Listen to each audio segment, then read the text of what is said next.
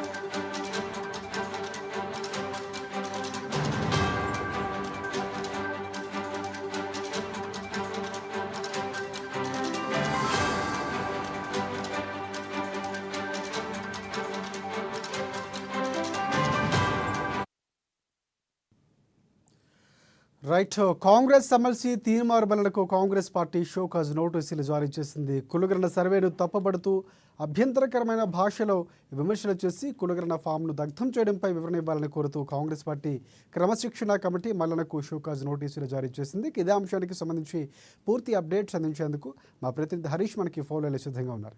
Yes Harish, చెప్పండి. ఎందాక మనం మాట్లాడుకున్నాం, షోకాజ్ నోటీసుల్లో ప్రధానంగా ఏ అంశాలు పేర్కొన్నారు, పూర్తి అప్డేట్స్ ఏంటి?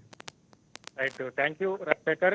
ఏదైతే ఎమ్మెల్సీ తీన్మార్ మల్లనకు సంబంధించి కూడా కాంగ్రెస్ పార్టీ క్రమశిక్షణ కమిటీ నుంచి కూడా షోకాజ్ నోటీసులు వెళ్ళాయి.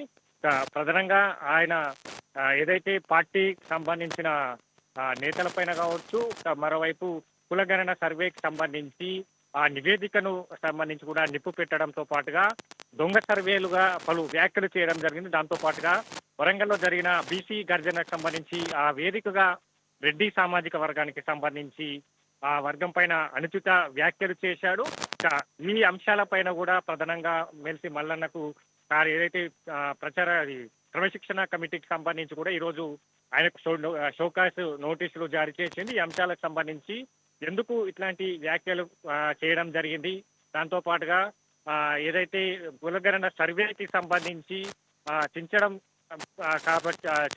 మొదలు పార్టీ లైన్ కి దాటి ఎందుకు పార్టీకి వ్యతిరేకంగా పనిచేస్తా ఉన్నారు, ప్రభుత్వానికి సంబంధించి కూడా ఎందుకు విమర్శలు చేస్తా ఉన్నారని పైన కూడా పూర్తిగా వివరణ ఇవ్వాలని కూడా క్రమశిక్షణ కమిటీ చైర్మన్ చిన్నారెడ్డికి సంబంధించి ఆయన కమిటీ ఈరోజు తీన్మార్ మల్లనకు నోటీసులు పంపించింది.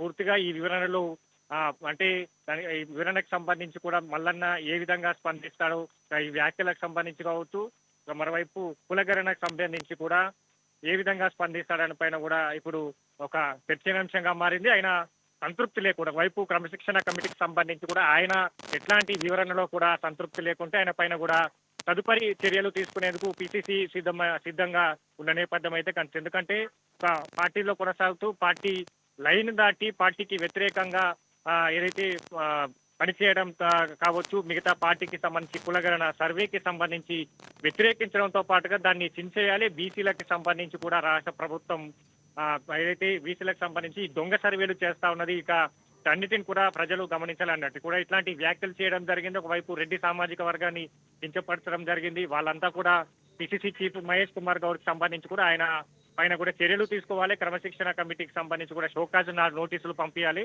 ఆయన రాజీనామా చేయాలని కూడా ప్రధానంగా రాష్ట్ర వ్యాప్త రెడ్డి సామాజిక వర్గానికి సంబంధించి కూడా పోలీస్ స్టేషన్లు కేసులు నమోదవుతాయని ఒకవైపు ఆ సామాజిక వర్గానికి సంబంధించి కూడా డీజీపీకి ఫిర్యాదు చేశారు. దాంతో పాటుగా పిసిసి మహేష్ కుమార్ గౌడ్కి సంబంధించి కూడా ఆయన పైన చర్యలు తీసుకోవాలని ఆ పార్టీకి సంబంధించి ఆ సామాజిక వర్గానికి సంబంధించి కాంగ్రెస్ పార్టీ నేతలు పెద్ద ఎత్తున వినతులు సమర్పించారు. దాంతో పాటుగా కాంగ్రెస్ పార్టీ నేతలంతా కూడా బీసీ కులగణ సర్వే పైన ఇట్లాంటి వ్యాఖ్యలు చేయడం, ప్రజల్ని తప్పుదోవ పట్టిస్తా ఉన్నాడు తీన్మార్ మల్లన్న.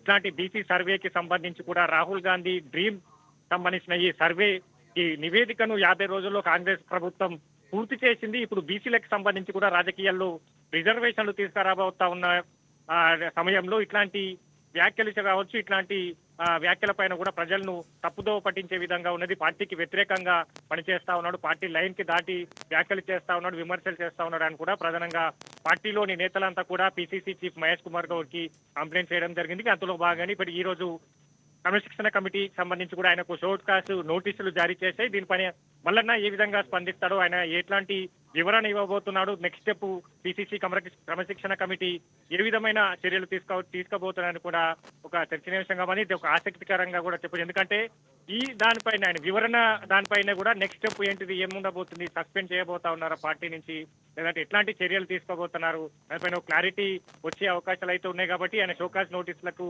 ఏ విధంగా స్పందిస్తాడో వేచి చూడాలి. రాజశేఖర్ రైట్ హరీష్, మరొక వైపు అంటే షోకాజ్ నోటీసులు ఇచ్చారు కాబట్టి ఆయన వివరణ గాంధీ భవన్కి వచ్చి ఇచ్చే అవకాశం ఏమైనా కనిపిస్తుందా? సో ఎలా ఇవ్వబోతున్నారు వివరణ? దానికి సంబంధించిన అంశాలు ఏమైనా నోటీసులో పేర్కొన్నారా? రైట్, ప్రధానంగా పిసిసి సంబంధించిన కాంగ్రెస్ పార్టీ కాంగ్రెస్ లోని ఇట్లాంటి వ్యవహారాలు తెర మీదకి వచ్చినప్పుడు క్రమశిక్షణ కమిటీకి సంబంధించి కూడా వివరణ కోరుతా ఉన్నది. ఎందుకు చేయాల్సి వచ్చింది అనే దానిపైన క్రమశిక్షణ కమిటీ చైర్మన్ రెడ్డికి సంబంధించిన నేతృత్వంలో సభ్యులంతా కూడా దీనిపైన చర్చించి నోటీసులు, షోకాజ్ నోటీసులు పార్టీ నుంచి పంపించడం జరుగుతుంది. ఆయన నోటీసులకు సంబంధించి ఏదైతే వివరణ ఇస్తూ లేఖ ద్వారా క్రమశిక్షణ కమిటీకి పంపిస్తారా, లేకుంటే నేరుగా సంబంధించి కూడా క్రమశిక్షణ కమిటీ చైర్మన్ చిన్నారెడ్డికి సంబంధించి కూడా ఆయన నేరుగా ఆయనతో మాట్లాడే ప్రయత్నం చేస్తారా అనేది కూడా ఒక స్పష్టత అయితే రావాల్సి ఉంది. Rajasekhar right, thanks for updates Harish.